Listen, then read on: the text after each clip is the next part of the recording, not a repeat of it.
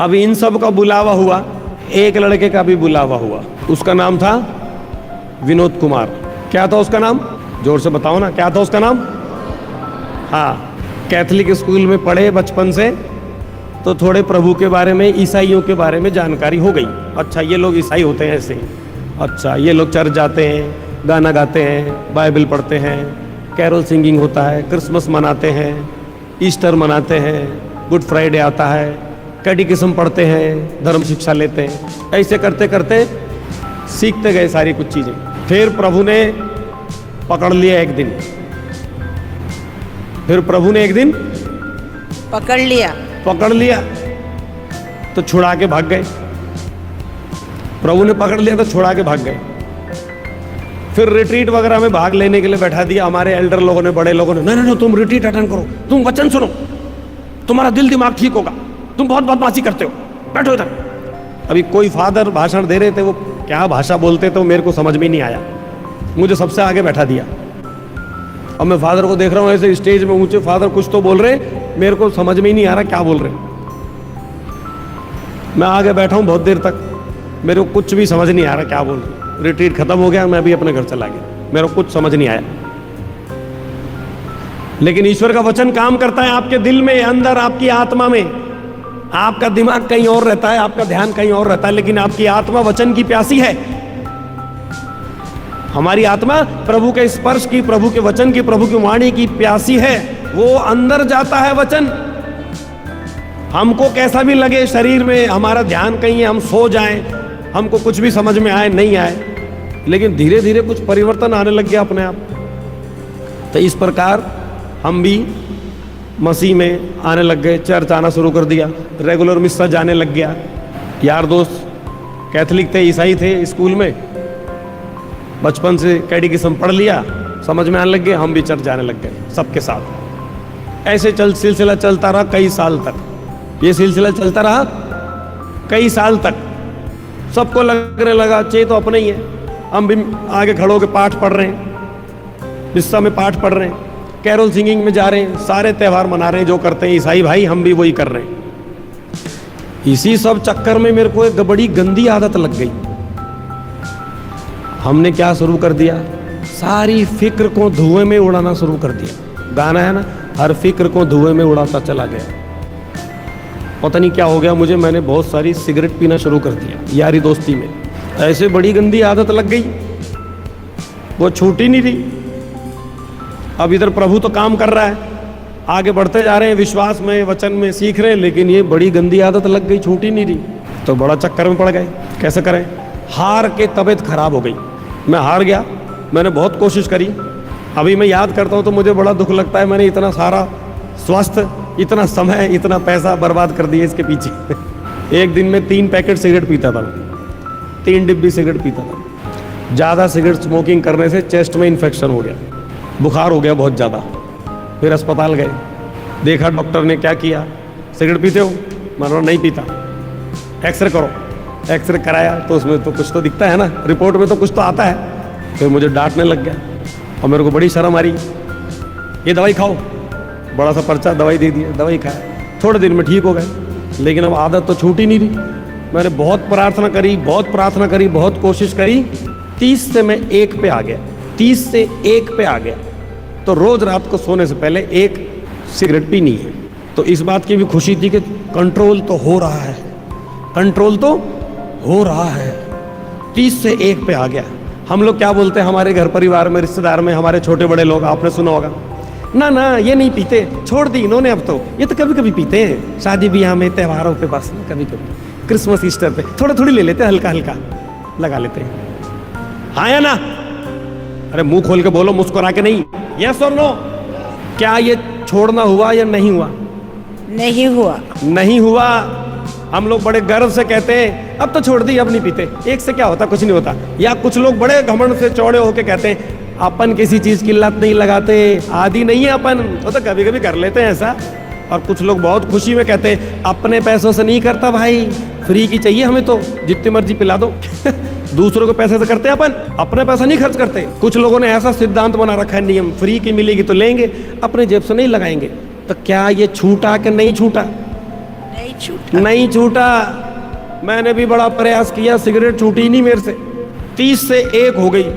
अब मैं तो हिम्मत हार गया। मैंने कहा भैया ये अपने बस का नहीं है, ये तो ना छूट रही, क्या करूं। फिर मैंने सुना था सरेंडर करो सरेंडर करो। तो हम सोचते थे यार सरेंडर मतलब कैसे करें सरेंडर, कोशिश तो कर तो रहा हूं मैं, और कैसे करूं।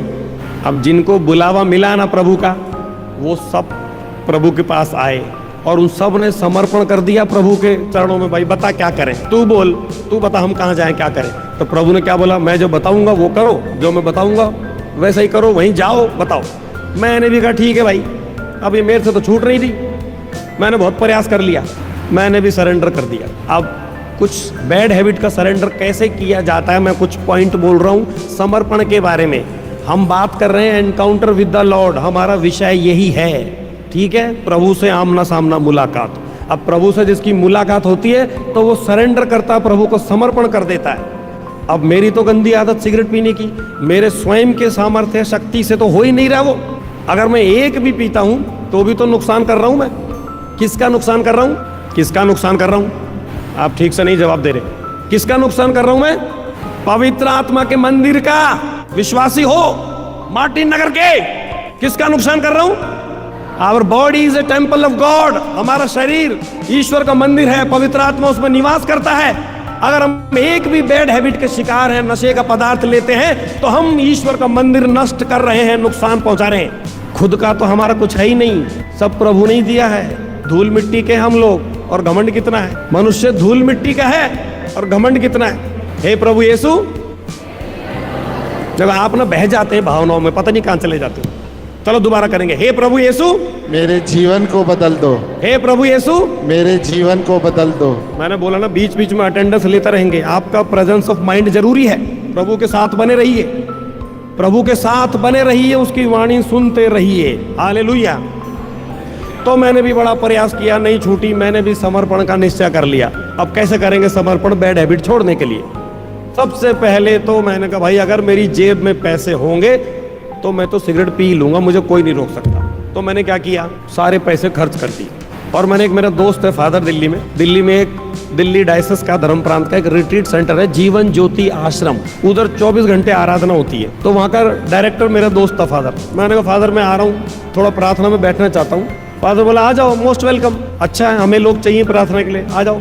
मैं सरब बात कर रहा हूँ प्रभु के साथ एनकाउंटर की, इसके बीच में मैं कुछ बता रहा हूँ समर्पण सरेंडर के बारे में।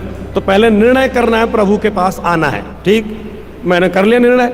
अब मैंने सोचा अब मैं जाऊंगा, मेरी जेब में पैसे होंगे तो मैं तो सिगरेट पीऊंगा, मुझे कौन रोक सकता है। तो मैंने क्या किया, वो पैसे खर्च कर दिए किराए में, खाना खा लिया होटल में जाके, साबुन वाबुन खरीद लिया। वहाँ जाके कुछ दिन रहूंगा तो तेल साबुन तो चाहिए ना, ये खरीद लिया। फिर भी मेरी जेब में 10-12 रुपये बच गए। और मैं बहुत कोशिश कर रहा हूँ और बिल्कुल मेरे अंदर प्रेशर आ रहा, सिगरेट पी। और मैं एकदम अंदर मेरी लड़ाई हो रही है। इसी को बोलते कंट्रोल। हम चाहते हैं करना लेकिन शैतान करने नहीं देता। मैंने पूरी कोशिश करके पैसे खर्च कर दिए। आखिरी में 10 रुपये फिर भी बच गए मेरी जेब में। मैंने महंगा खाना खाया, महंगा कि सारे पैसे खर्च हो जाए। मैंने शेविंग का सामान खरीद लिया, तेल साबुन जो जरूरत की चीज़ सब खरीद ली। आखिरी में सब कुछ करने के बाद 10 रुपये बच गए। अब 10 रुपये बच गए तो, और वो रिट्रीट सेंटर भी नज़दीक आता जा रहा है, मैं जा रहा हूँ ना वहाँ, वो नज़दीक आता जा रहा है। मैंने कहा पैदल भी जा सकता हूँ, लेकिन मैंने कहा रिक्शे में बैठूंगा, 5 रुपये लगते हैं। रिक्शे वाला कहा भैया 5 रुपये देना, मैंने 10 रुपये दूंगा, चल। अब 10 रुपये उसको देने के बाद भी 10 रुपये बच गए। मैंने कहा यार अभी क्या करूँ यार, अब कंट्रोल नहीं हो रहा। रास्ते में आ गया एक दुकान, मैंने कहा अब तो प्रभु मैं हिम्मत हार गया यार, अब बर्दाश्त नहीं हो रहा। फिर मैंने भी जा ले 10 रुपये, ला सिगरेट दे, पी ली भाई। एक साथ मैंने जल्दी 4 सिगरेट पी ली, एक बच गई। अब मेरे को डर लग रहा है वहाँ जाऊँगा तो मुंह से बदबू आएगी, मुंह से स्मेल आएगी। अब एक बच गई तो रिक्शे वाला बेचारा देख रहा था, वो भी कुछ तरस रहा होगा शायद। मैंने ले भाई ले, तू ले ले जा। अब मेरी जेब में कुछ भी नहीं है, मेरा जी भी भर गया है, जो मुझे करना था मेरा जी भी भर गया है, नाना करते हो गया। अब मेरी जेब में वापस आने का पैसा भी नहीं है, मैं बहुत दूर चला गया अपने घर से। मैं 3 दिन बैठा प्रभु के सामने वहाँ, ऐसे ही सैक्रमेंट एक्सपोज था। 3 दिन बैठा वहाँ, सर्दियों के दिन थे, 2007 की बात है। अब मेरे से प्रार्थना भी नहीं होती। अब मेरे दिल दिमाग में चिंता, घबराहट इतनी, तबीयत भी खराब हो गई थी। अब पैसा जेब में है नहीं। मैंने कहा प्रभु क्या करना है, समर्पण में निश्चय करना है, आपके पास जो आपको पाप में गिराए वो चीज़ रखनी नहीं है, चाहे वो मोबाइल हो चाहे वो पैसे हो। फोन था नहीं, पैसे खर्च कर दिए, अब तो कुछ हो ही नहीं सकता ना। प्रभु के हॉस्पिटल में जाके मैं एडमिट हो गया, प्रभु के अस्पताल में एडमिट हो गया मैं जाके।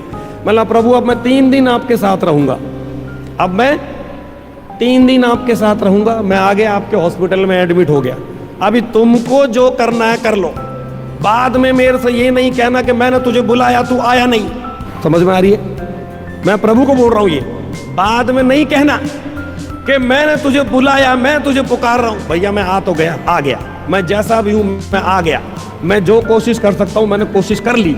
अब मैं 3 दिन यहाँ रहूंगा, अब आपको जो करना है मेरे साथ कर लो। अब मैं प्रार्थना मेरे से होती नहीं थी, मैं घुटने टेक लेता था, नींद आती तो घुटने टेक लो, खड़े हो जाओ, प्रेयर नहीं करता था, बस प्रभु को सामने खड़ा रहता था, बैठा रहता था। और ये एक ही गाना गाते थे हम दोनों, तू मेरे सामने मैं तेरे सामने, तुझे देखूं के प्यार करूं।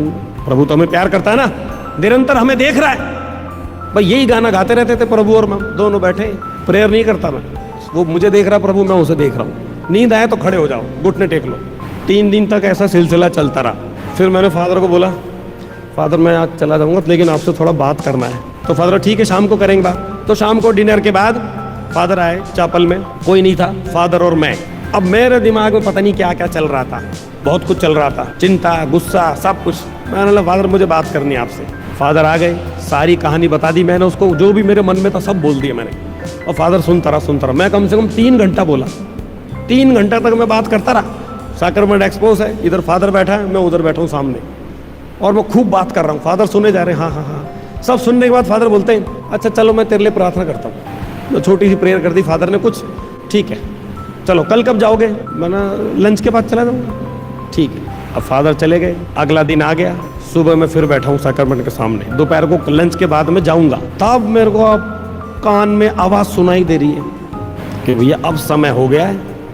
वचन में लिखा है ना, अब मुझे एक ही बपतिस्मा लेना है, जब तक मैं वो नहीं लूँगा मेरी आत्मा प्यासी है, तड़प रही है। मैं सोच रहा यार क्या बात कर रहा है, ऐसा मेरे को समझ में आ रहा कुछ। मैंने कहा ये कौन बात कर रहा है, ऐसा कुछ सुनाई से दे रहा है। तो मैंने बोला यार प्रभु ऐसे बात करो जो मेरे को समझ में आए, अगर तुम बात कर रहे हो मेरे से तो मेरे से ऐसे बात करो जो मुझे समझ में आए। भैया मैं बड़ा दिमाग का कम हूँ, मुझे समझ में नहीं आती ऐसी ऐसी बातें, सीधी सीधी बात करो। तो ऐसा अंदर से एकदम आवाज़ आई कि भाई अब तुम बपतिस्मा ले लो, अब तुम्हें मैंने पकड़ लिया है, हो गया, अब तुम मेरा हो गया।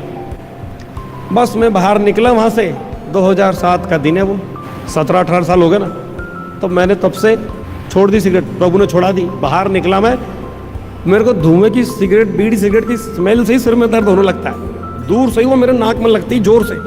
प्रभु ने पता नहीं ऐसा क्या सेटिंग कर दी कुछ कि सेंसर तेज कर दिए, सेंसर दूर से लगते ही एकदम बेकार लगता मुझे। तो ऐसे प्रभु हमको बुलाया, सिखाया, हमने भी समर्पण किया, बैड हैबिट छूट गई। अब मेरे को तो बोला प्रभु ने क्या, मैं बाहर गया, मैंने बोला भाई फादर बपतिस्मा करना है। फादर बोला किसका? क्योंकि मैं तो बचपन से चर्च जा रहा हूँ ना, मैं बचपन से चर्च जा रहा हूँ, चर्च में किसी को नहीं पता कि इसका बपतिस्मा नहीं हुआ, क्योंकि मैं तो क्वायर में भी हूँ, चर्च की तरफ से मैच होते हैं उसमें भी खेलते हैं, मैच में भाग लेते हैं, कैरोल सिंगिंग में भी जाते हैं, रीडिंग भी करते हैं मिस्सा में, सबके साथ रहते हैं। फादर करा किसका बपतिस्मा? मैंने बोला मेरा। फादर चौंक गए, क्या यू आर नॉट बप्टाइज? मैंने बोला नहीं फादर। अरे क्यों? नहीं हुआ, नहीं हुआ, अब करेंगे। तो अभी क्योंकि मैं तो एक्टिव मेंबर था सब चीज़ का, तो फादर बोला ठीक है तुम जब बोलो जब करेंगे। मैंने नहीं, जब बोले जब करेंगे नहीं, जैसे सबका होता है वैसे ही करेंगे। जो कुछ मैंने सीखा वो सारा मैंने मिटा दिया खोपड़ी से, दिल दिमाग से। अब आप मुझे सिखाओ, बताओ क्या करना है, जैसे बच्चे कैटेकिज्म पढ़ते हैं। तब फादर ने, उसी फादर को जिनके पास मैं गया था प्रेयर में, उनको फ़ोन किया कि ये तुम्हारे पास आएगा, 1 महीना इसको कैटेकिज्म पढ़ाओ। फादर बोल रहा है इसको सब आता है, इसको क्या पढ़ाना है? नहीं नहीं नहीं, ये पढ़ना चाहता है। मैं सरेंडर की बात कर रहा हूँ अभी, समर्पण। हम कुछ नहीं है, जीरो बना दो अपने आप को। जिस दिन आप प्रभु के सामने जीरो बन जाएंगे, उसी दिन आपको प्रभु हीरो बना देगा। क्या बना देगा? हीरो बना देगा। हे प्रभु यीशु, हे प्रभु यीशु, मेरा जीवन बदल दो। हाँ, फादर के पास जाके कैटेकिज्म पढ़ा बच्चे की तरह, रोज 1-1.5 घंटा। हफ्ते में वो बोला 3 दिन आना। मैंने ठीक है फादर।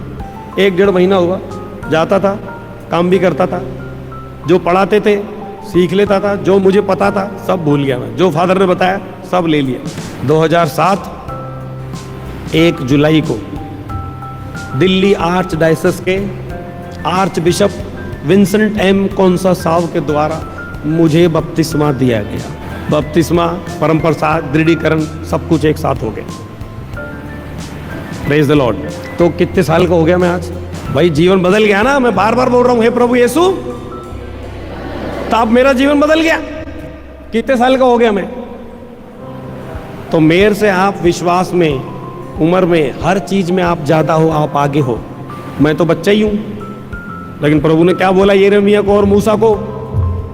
तुम मत समझो बच्चे हो, डरो मत, मैं तुमको जो बताऊंगा, जहां भेजूंगा वो करो, वो बताओ लोगों को। तो मैं वो ही बता रहा हूं, मेरा साक्ष्य वचन के हिसाब से। Praise the Lord, hallelujah. हे प्रभु यीशु, मेरा जीवन बदल दो। और इससे बड़ी खुशी की बात कुछ नहीं है। आज मेरे लिए एक गिफ्ट हो गया। ये क्या हो गया? गिफ्ट इस प्रकार का हो गया कि आज 7 जुलाई है और सुसमाचार की घोषणा करते हुए आप सबके सामने मैं अपना जन्मदिन मना रहा हूं। Praise the Lord.